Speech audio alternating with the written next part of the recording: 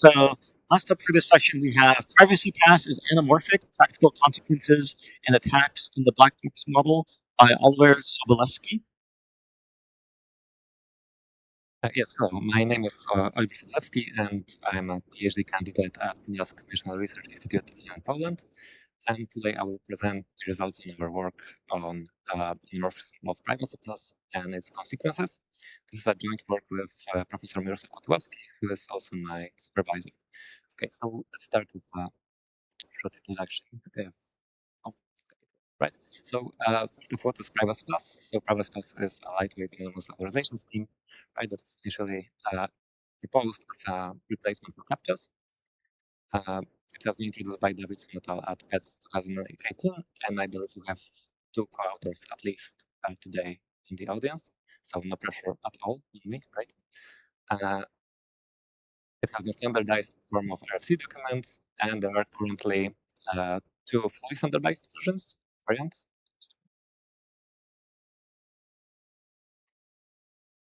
No, there are at least right now there are two fully standardized variants. The first one is based on verifiable oblivious random functions, and this one has privately verifiable tokens, which means that they only can be verified by the issuer. There's also a variant based on blind RSA, which has publicly verifiable tokens, and there is an RFC draft for a KVAC-based variant, which is called anonymous rating credentials, which has multiple use privately verifiable tokens.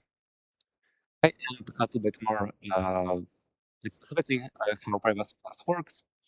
Just a quick disclaimer, I'm using the lock symbol to denote public key, and the key denotes private key. I know it's weird, but this was the only icons that I could find for working here. Okay, so in Privacy Plus we have two phases. We have the issuance session, issuance phase, and the redemption phase. And then in the issuance phase, a user sends a blinded token to the issuer. The issuer responds with a blinded signed token. Then the user unblinds this signed token and stores it for later redemption. And then in the redemption phase, the user sends the signed token. Verifier uses either the private or public issuer key, depending on the variant, and returns if the token is valid or not. Right? And we have security properties, correctness, of course, one more on forgeability, which means that if there were n issuance sessions, then the user should be able to redeem at most n tokens.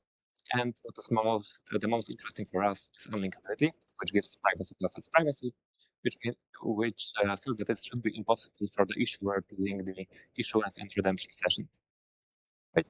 The other thing that we have to talk about is anamorphic cryptography, which we also did have one talk today on, but I will show it in a little bit more general way. Right, so in anamorphic cryptography, we have the parties. We have the anamorphic sender, who is Alice, the anamorphic receiver, who is Bob, and we have the adversary, who is called the dictator. And we have some anamorphic, we have some cryptographic protocol pi, which can be run in two modes: in the regular mode, which is denoted with black symbols, and in the anamorphic mode, which is denoted with orange symbols. Noted in the anamorphic mode, we also have an additional pair of keys, which are called double keys, and the private double key is called receiver double key, and the public double key is called sender double key. There's also the anamorphic message. The entire goal of the anamorphic execution is to transmit this anamorphic message from Alice to Bob.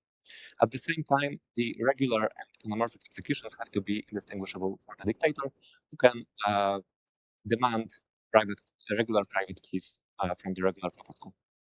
Right? So how do we apply this paradigm to Privacy Plus?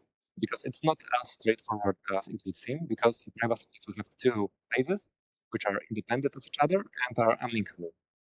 Right? So do we allow the sender to only use the issuance phase, or do we allow them to only use the redemption phase, or do we allow them to use both phases and then somehow make those phases linkable?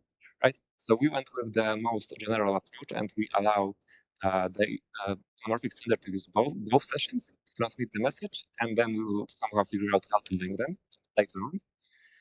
So right, Alice sends the blinded token, the issuer responds with the blinded signed token, then Alice unblinds this token and stores it for later redemption, and issuer in the anamorphic mode, they store the issuance session data.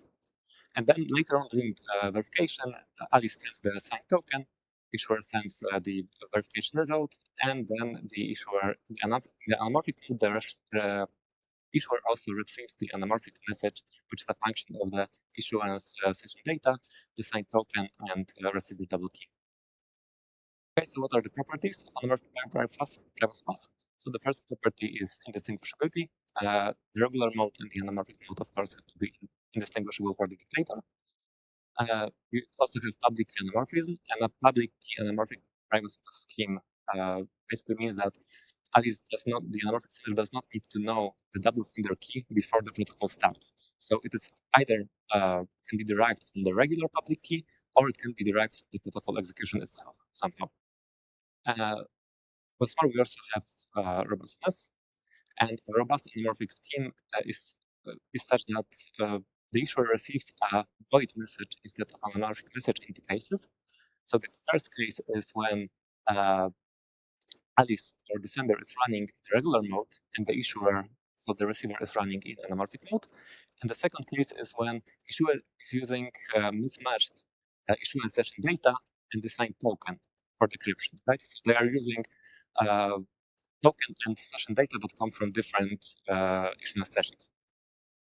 Right, and it's not hard to see that this means that robustness breaks unlinkability on some, right? Because we have to decrypt the anamorphic message. And the last property of anamorphic private path is full decryptability, and this helps with dictator that is not only a passive observer but also a man in the middle, right? Because private path is an active protocol, so we needed a property for that as well. And basically, it means that no matter what dictator does, if Alice receives correct signed tokens that verify, then the anamorphic message can always be recovered by the receiver or the issuer. Okay, so what are the use cases of anamorphic privacy paths? Because here we are a little bit more restricted than in standard case of anamorphic cryptography, and it's because we cannot really choose the receiver, right? Realistically, we can only select the issuer to be the receiver, unless our anamorphic construction doesn't require issuance session data for decryption of the anamorphic message. So one use case that comes to mind is a whistleblowing system in an encryption restricted environment. Right, so you have the dictator that says, okay, there is no end-to-end encryption, you cannot use that.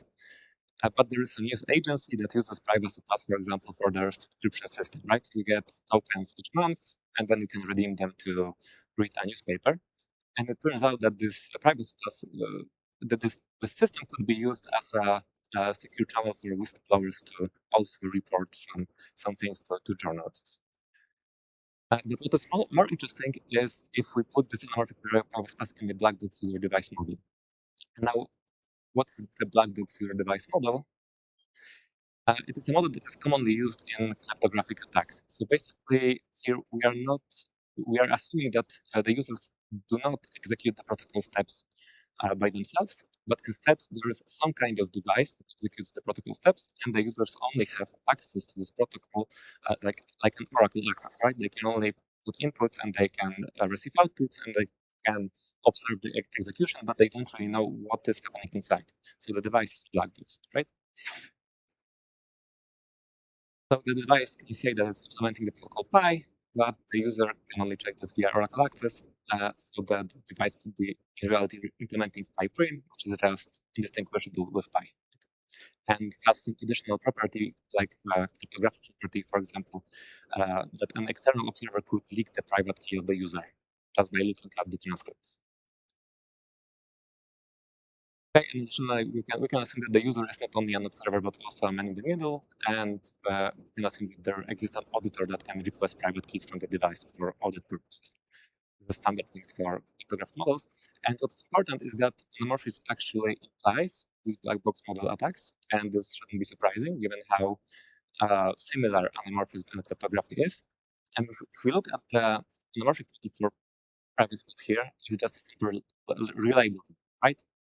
We will just name the user the device, and we name the dictator the auditor, and we have the black box model. Even something stronger because auditor here can also demand the private key of the issuer. Okay, so then we can do cryptographic attacks, for example, by so we can de-anonymize private space users, for example, by leveraging robustness or by sending user identifier as the anamorphic message. And which is maybe not as interesting if we only consider private space as a capture replacement, but for example, private space could be used for anonymous attestation attributes and EDIFs, right, European Digital Identity Wallets. And this use case is interesting because in EDIFs, it's actually mandated that all cryptographic operations are carried out by wallet securing cryptographic device. Wallet securing cryptographic device is a black box, and it's provided by the wallet solution provider. And the wallet solution provider is, in most cases, the government. And the government would really like to be able to track users. But another use case is lawful anonymization. So here is where we could use threshold receiver anamorphism. I think it was introduced like that today. We could split the key between the issuer and some other semi-trusted third party, and they then could agree to only de-anonymize the user if there are sufficient reasons. And now I will just quickly show the construction because we don't have time. So this is the construction for VLPRFs, and it is anamorphic cast and field decryptable. If you want to see how it works exactly, just come to me to my poster and I will explain it. Here we have a construction for the blind Resibus variant, which is anamorphic recast and public key. So it is not fully decryptable. So that means that the anamorphic channel can actually be closed by user randomizing the rest of the messages. And the anamorphic construction for ARC, which is anamorphic recast public key and fully decryptable. So it has a set of properties. Right, and that would be it. Thank you very much.